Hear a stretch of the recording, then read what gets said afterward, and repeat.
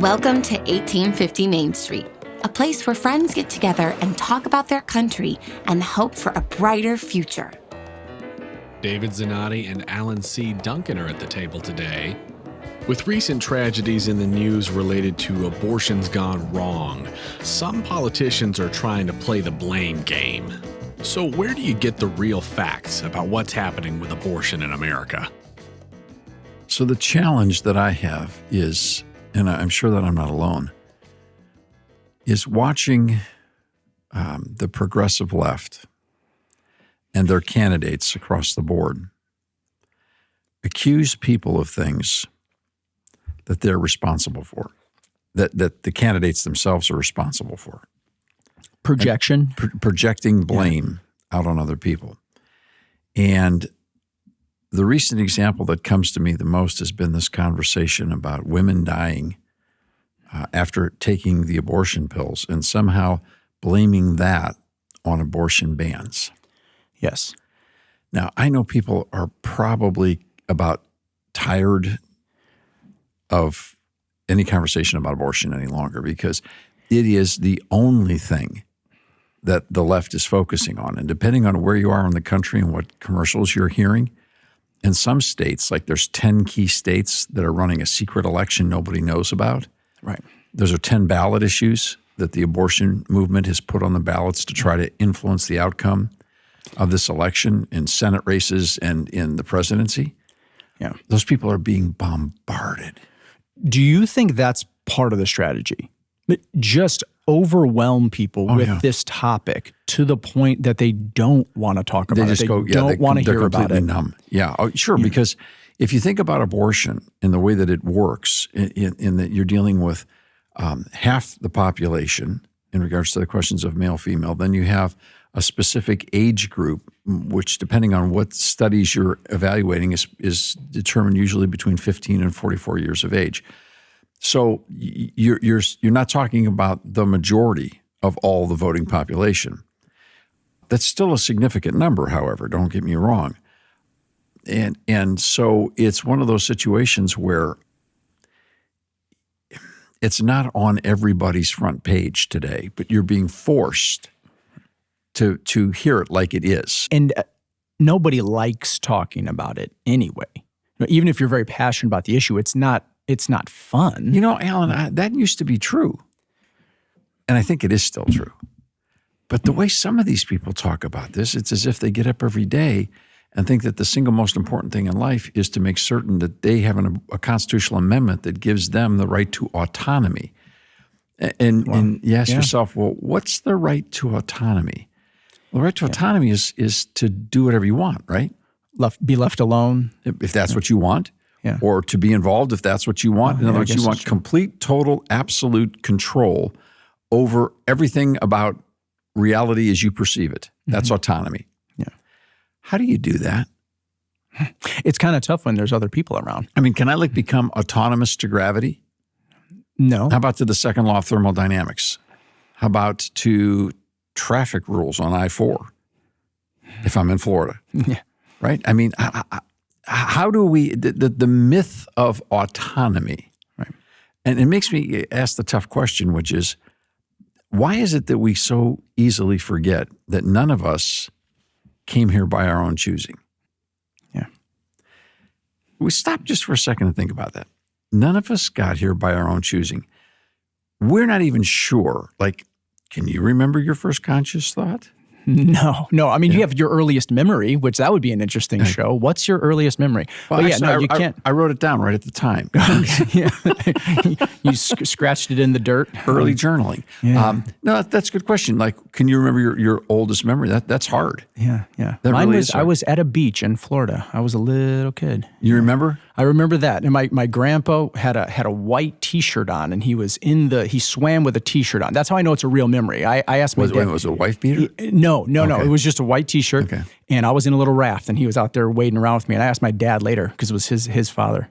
And I said, he had a T-shirt on in this memory. I'm like, is that a dream or is that real? He's like, no, that's how he swam. So that's my earliest memory, a beach in Florida with my grandfather floating me in a raft. That's pretty cool. Yeah. All right. So, I mean, do you have any idea how old you might have been?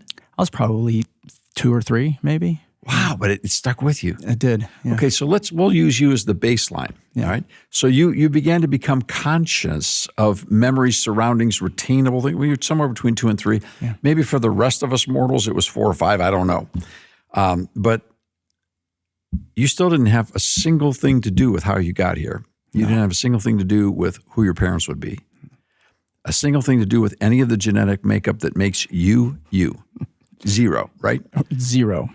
Can we just reflect on that for a second? None of us had any control over how we got here, basically who we are.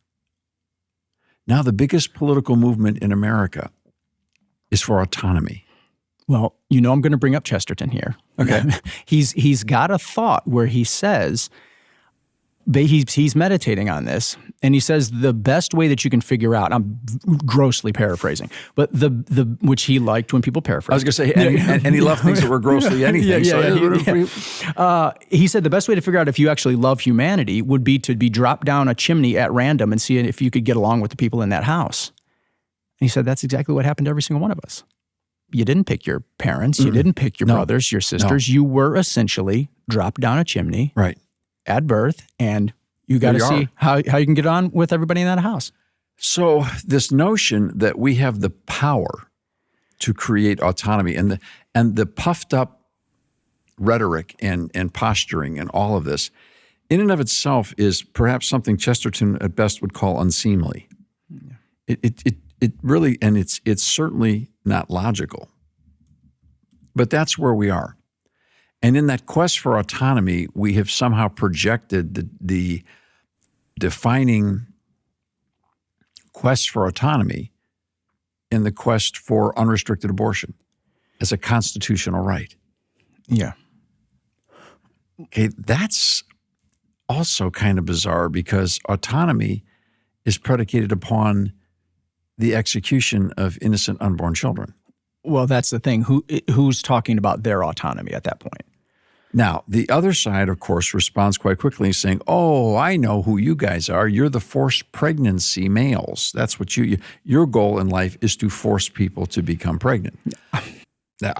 No. I've only made one person pregnant, and it was not forced. Yes. So there you go. And that would make 2 of us now in the same room, but with different persons. Different people, yes. Okay. And so no, it's not that at all. But of course, we'll go into the cliche game now, and we'll go back and forth and play cliche ping pong. Mm-hmm.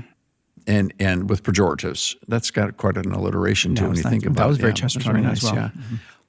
So what we're talking about is now the abortion pills. So there have been a handful of women whose cases have now been widely reported who passed away tragically. Mm-hmm. And they died because of an inappropriate set of circumstances, unexpected, inappropriate, what words can we use? Tragic, certainly, where they took the pills and in the process of that pregnancy ending, something went wrong. And each of the cases is different. In one case, the situation started to go bad and a woman waited 5 days to go in for care. That is really dangerous, and it ended up costing her her life. Because by the time that the medical treatment was brought to bear, it was too late. She was septic, she died. Now, the problem with these deaths is they point back to a track and a trail that the pro-abortion community doesn't want anybody to walk down. They want to rise up and they want to condemn the deaths and blame it on bans on abortion. That's absurd. Because there are no bans on abortion? First off, there's no state in the union that has a complete ban on abortion, number one. Number two, every state in the union has a provision where a woman can get an abortion and or any other medical care that she needs if there's a life-threatening situation, and clearly in these situations there were. Number three, there's a federal law called the EMTLA, where every hospital in the country that takes any Medicare funding at all must, MUSD must, absolutely must provide life-saving, stabilizing care for someone who comes into their emergency room in danger. And easily, once those women would have walked into a hospital, they would have had to have gotten care. They couldn't have been left out in the parking lot to bleed out and died, as one candidate was famously saying for a while. this sort of stuff can't happen, it shouldn't happen. And if it has happened, the Justice Department should have already been there. That's the thing that blows my mind about some of these situations is that hasn't happened. Maybe they're gathering more evidence. I don't know. But to date, we haven't seen it happen. Yeah, I mean, this one's pretty cut and dried. But then there's the other such situation is we take it back one step farther. This is the same administration that was responsible for loosening the restrictions on the distribution of these pills by executive fiat in the administrative state. Right. And that's the common denominator is the pills. Yeah. And this administration has been working consistently to make it easier and easier and easier to get these without required doctor's visits, without required follow-up, with all the different pieces and parts that good medical care would require with a drug that, while it is effective, has dangerous, even life-threatening side effects.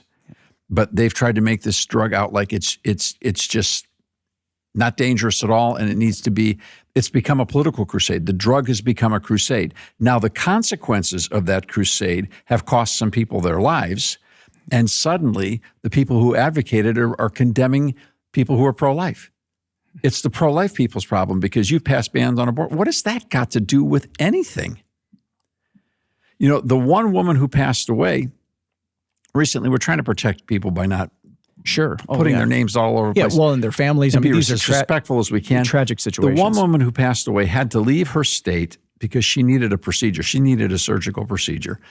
And there was a ban in her state, all right, at certain time frames at the time, and she was past that threshold. Okay. All right, now it didn't ban all abortion, and at that time she did not have a life-threatening situation, so she had to commute to get the abortion. This is where the saga unfolds. So she missed her appointment. She had made an appointment, she missed her appointment, and the clinic would not reschedule her in a timely fashion to help her out. And so she was given pills instead. That's how this went down. She was given pills instead. Was she past the effective usage range of the pill? She was carrying twins. So where was the ultrasound? Where was the doctor's care? Where was the follow-up? She was given the pills. She went home, and 5 days later, she was in that hospital we just talked about and went septic and died. And that is exactly what should not have happened. Well, the blame is because that state that she lived in was not able to give her a surgical procedure immediately, that it was the ban's fault. No, it really wasn't. No, it really wasn't. It was the pills. And the people that gave her the pills without looking into her situation. And you say, well, but she missed her appointment. Well, yeah, but she could have got another one, but she couldn't get it right then. She couldn't have a choice. Wait a minute. Whoa. We see what we're doing here? So in other words, unless the state permits you absolute 24-hour convenience service at any time you need it, day or night, whether you want surgical procedures or whether you want abortion pills, whatever you want, then the state is wicked evil because there should be no restrictions because no one should face, well, wait a second. Is that what is this like, how do you deliver so what you do is you conflate the whole story and reshape it because no one's going to dig into the facts and then take the time to try to explain to people this is a con. You're being scammed here. And that's not even to mention the fact that there are twins that are not going to be born at this point. Thanks for stopping by at 1850 Main Street. We're glad you're here. Do you want to learn more about what is really going on behind the scenes in public policy? Tune in to The Public Square on over 200 radio stations coast to coast. Or download the free Public Square mobile app from your app store. Just look for The Lamppost. Find out what America is really talking about at thepublicsquare.com.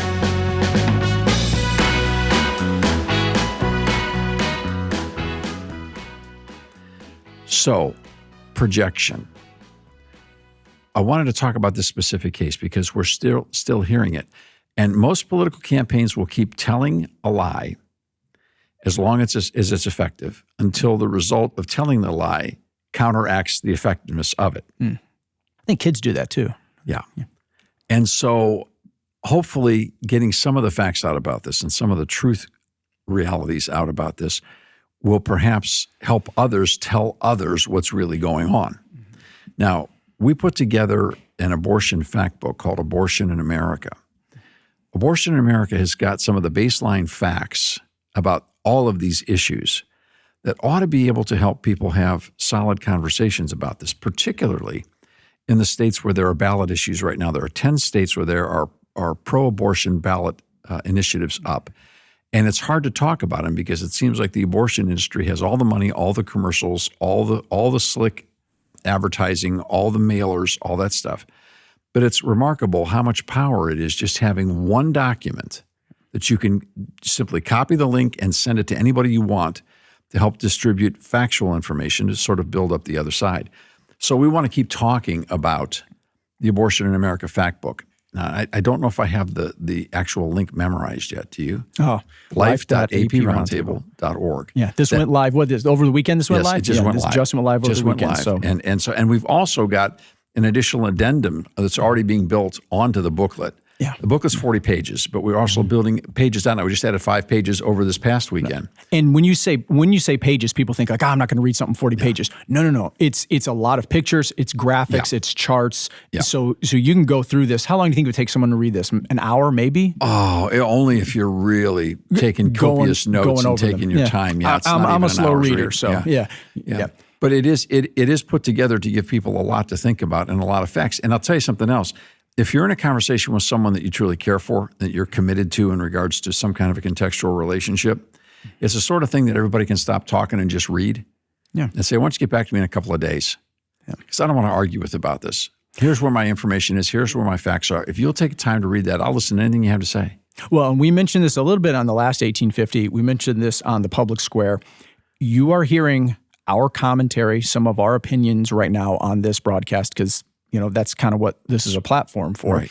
The book is not that. Yeah. The book is strictly the facts. Yeah, it's a presentation of facts in a way that people can unveil them. And the, if you will, the theme of it is to answer questions that are genuinely the building blocks of how this becomes an understandable public policy issue. Where do you start with? Like, who has abortions? Yeah. When do they have abortions? How much does an abortion cost?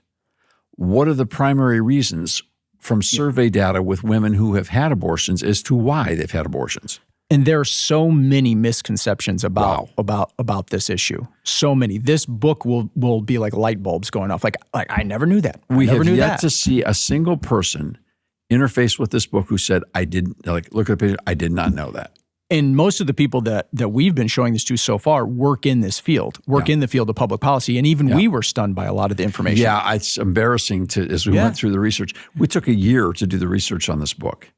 And that's after watching the initial pro-abortion responses to the Dobbs decision, where the pro-abortion community went on the offense and began to win ballot issues. And we started to say, wait a minute, there's something here that doesn't add up. America is not as pro-abortion as some of these results are. So where's the gap? And there are multiple gaps, but the one we found that was the most obvious is the fact that nobody knows what they're really talking about here. Yeah. People are voting on stereotypical arguments they heard 30 years ago. Yeah. They don't know what's really going on. And in some ways, we didn't either. And so that's where the motivation came from for the research. So it's called Abortion in America. It is at life.aproundtable.org. That's a lot easier than I thought. Now I've almost got that memorized. You got it. You double checking me? Yeah, okay. I am. Just making sure. And there's more coming soon. It says more coming soon. And it's free of charge. That's the other thing is no one's trying to sell this material, though it would certainly be something you could, we're printing it, publishing it, it will have a hard copy reality to it, and it'd be easy to charge. We're not doing that. We're not trying to monetize anything off this issue. We're just trying to help people get a basis of fact. Because here's what's going to happen. There's going to be an election, and the election's going to be over, and there will be Thanksgiving, and there will be Christmas, and there's going to be a lot of really uncomfortable conversations around a lot of tables. And at least if we start now, no matter how the election comes out, we should be able to have enough tools in people's hands that they can actually not have to argue. They can say, I know we disagree on this issue, and that's fine. I don't want to argue with it at all. Life's too short. But there is a brief document I would submit to you that I think you might be surprised to find out there's a lot of facts about this you may not know. That's one of the best Christmas gifts you could give a family. What? A Christmas with minimized arguments. Yes, exactly.